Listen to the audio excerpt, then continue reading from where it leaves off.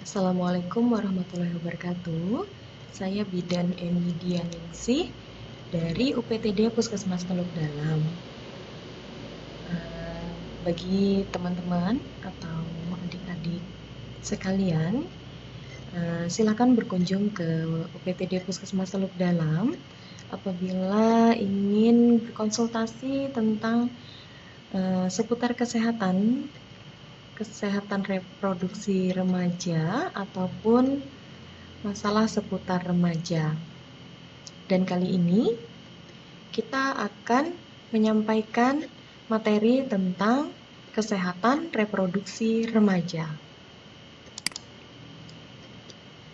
Sehat adalah keadaan sehat secara fisik, mental, dan sosial, bukan sekedar bebas dari penyakit dan cacat.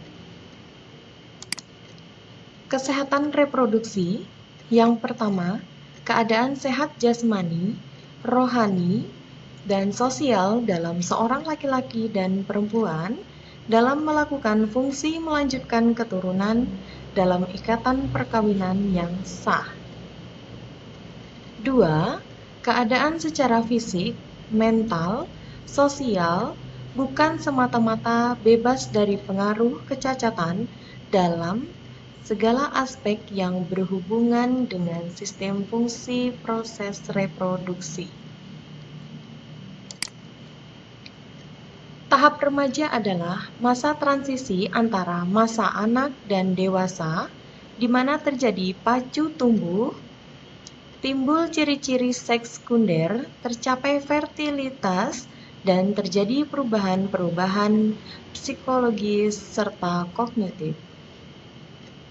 Menurut WHO 9 tahun 1995, sekitar 1/5 dari penduduk dunia adalah remaja berumur 10-19 tahun. 900 juta ada di negara berkembang. Di Indonesia, menurut BPS, tahun 1999, kelompok umur 10-19 tahun adalah sekitar 22% yang terdiri dari 50,9% remaja pria dan 49,1% remaja wanita. Departemen Kesehatan Republik Indonesia bersama lembaga swasta tahun 1996 telah merumuskan 4 komponen pelayanan reproduksi esensial. KIA, Kesehatan Ibu dan Anak, KB, Keluarga Berencana, Pencegahan dan Pemberantasan IMS atau HIV/AIDS, dan Kesehatan Reproduksi Remaja. Pertumbuhan organ reproduksi remaja perempuan. Tanda pubertas pertama pada umumnya adalah pertumbuhan payudara yang ditandai dengan penonjolan puting disertai pembesaran daerah areola sekitar umur 8-12 tahun. Haid pertama atau menarche terjadi pada stadium lanjut dari pubertas dan sangat bervariasi pada umur berapa masing-masing individu. Tumbuh rambut pada ketiak, kemudian rambut pubis berkembang baik dari segi jumlah, warna atau pigmen, bentuk rambut, dan bentuk penyebaran.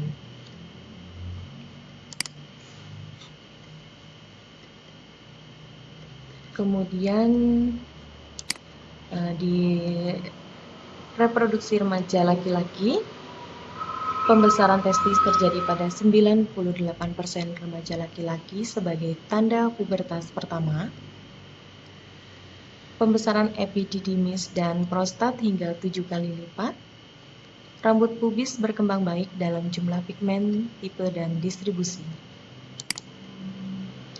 Tujuan kesehatan reproduksi remaja yang pertama, menurunkan risiko kehamilan pengguguran yang tidak dikehendaki.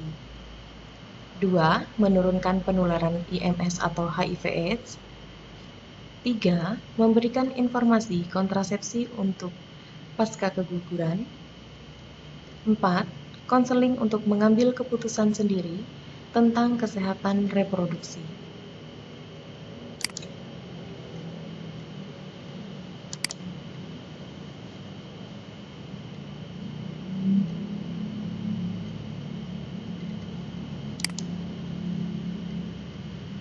Hormon estrogen dan progesteron pada perempuan. Efek hormon estrogen menyebabkan sifat kewanitaan setelah remaja, merangsang pertumbuhan saluran telur, rongga rahim, dan vagina, membuat dinding rahim menebal, produksi cairan vagina menambah, mengakibatkan tertimbunnya lemak di daerah panggul, memperlambat pertumbuhan tubuh.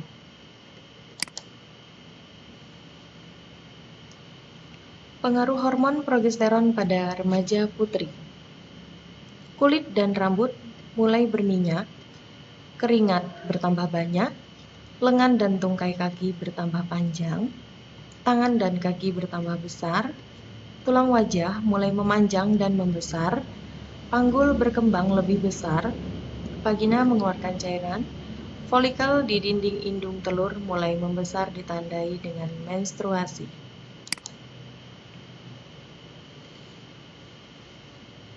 Menstruasi, proses peluruhan lapisan dalam endometrium rahim yang banyak mengandung pembuluh darah dari uterus melalui vagina.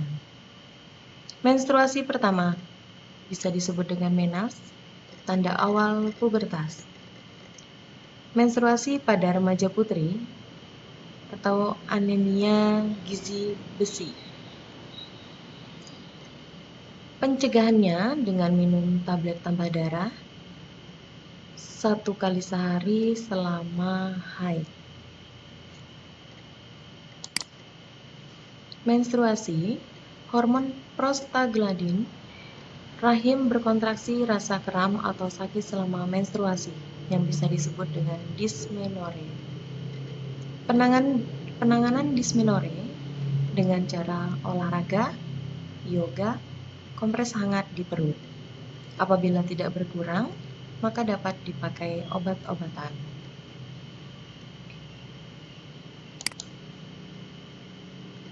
Siklus menstruasi.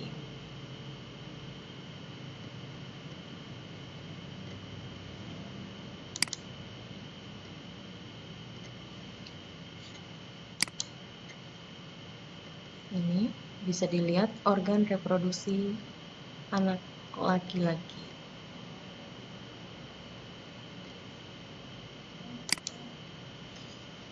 Organ reproduksi laki-laki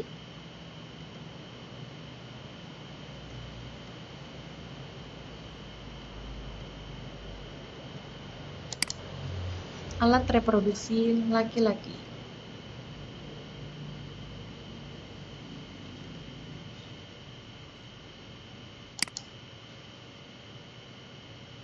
Hormon testosteron pada laki-laki dihasilkan sel Leydig dalam testis dan kelenjar anak ginjal atau disebut dengan supraneral, menyebabkan perubahan fisik pada remaja.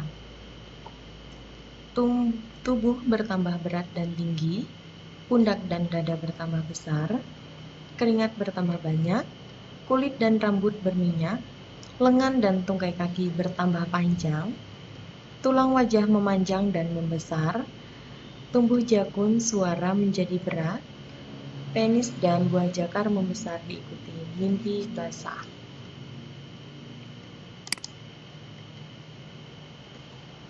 Mekanisme fungsi khusus organ reproduksi laki-laki.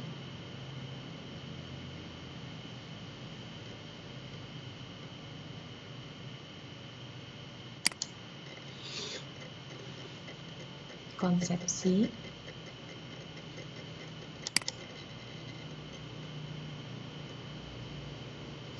kriteria ideal untuk suatu kehamilan ideal. Kesiapan fisik bila sudah menyelesaikan pertumbuhan yaitu sekitar usia 20 tahun. Kemudian kesiapan mental, emosional, dan psikologis yang stabil untuk menjadi orang tua pada usia biasanya di atas 20 tahun. Kemudian, kesiapan sosial ekonomi.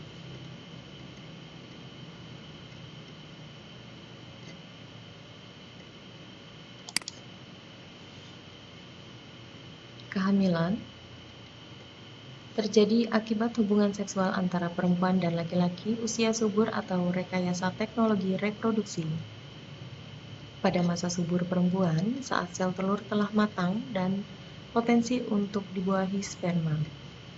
Pada hari ke-14, untuk periode haid 28 hari, bila lebih dari 28 hari perlu perhitungannya 2 minggu atau 14 hari sebelum masa haid yang akan datang. Diawali dengan pertemuan sperma dan ovum dalam tuba atau saluran telur. Tanda-tanda kehamilan, dugaan hamil ditunjukkan dengan tidak datang haid, pusing dan mual atau muntah pada pagi hari, buah dada membesar atau mengeras, daerah sekitar puting agak gelap, perut mulai membesar. Dipastikan melalui pemeriksaan medis ditunjukkan dengan ada detak jantung janin, teraba bagian janin dengan USG, tampak janin dan gerakannya.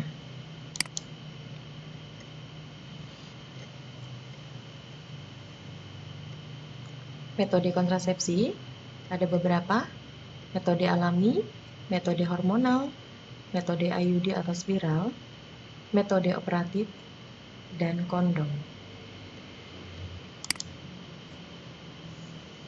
Kesehatan reproduksi yang bertanggung jawab.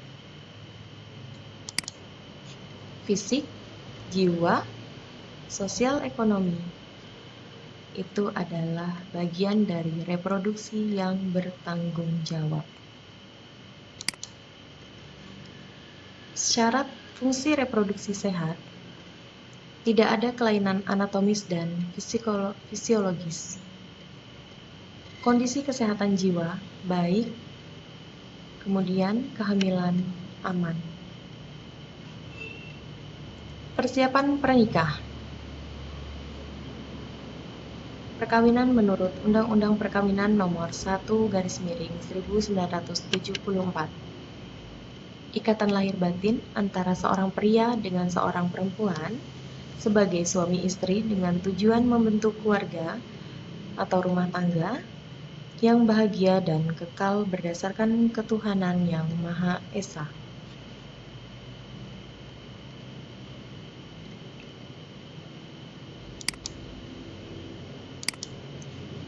Kebersihan dan kesehatan diri, ada tipsnya.